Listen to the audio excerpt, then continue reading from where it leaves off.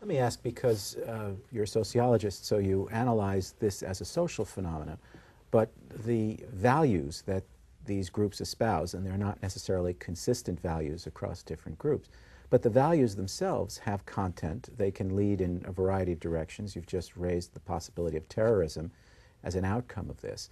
So I guess the question is how you factor in the actual beliefs of the people who are making up new publics, whether it's in Turkey or in Europe. Islam, you were mentioning about the more globalized today dynamics.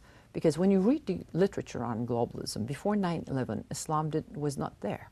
Nobody speak about Islam on the literature on globalism. Today, you don't have one single book without Islam. Right. So Islam becomes an active ingredient in our ways of thinking on globalism, on secular modernity, on Europe. That's something, first of all, we have to understand that this is a conversation not about Muslim conversation, but Muslim, Western, Christian conversation. I'm wondering if we could switch the subject, because 9/11, of course, becomes you know, this enormous history-changing event. How has it reshaped, if it has, the way you approach your work? What impact did it have on your thinking about these social movements that you were studying and that you had focused on for so long? Exactly in that sense. That is to say, I thought I could have drawn boundaries in terms of my subject matter. I was working on the public sphere in Turkey, comparison with Iran and Europe, for instance, and on the veiling issue. And I thought I was not dealing with issues of violence, and this was not my subject, right?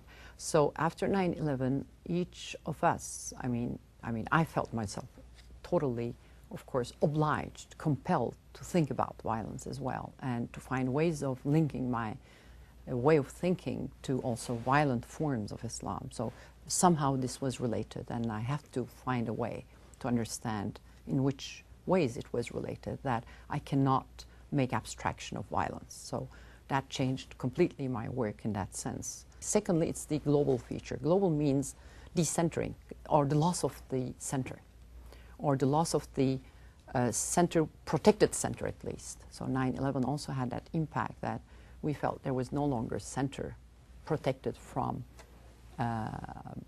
violence.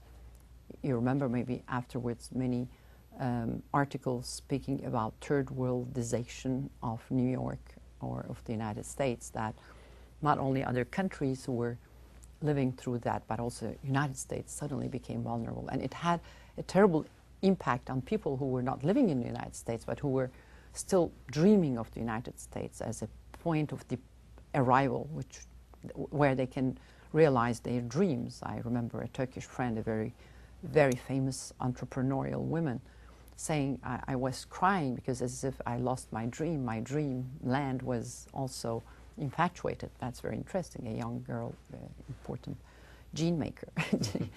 And so I think it had a very important impact on our imaginaries. I'm afraid that's all we have time for today.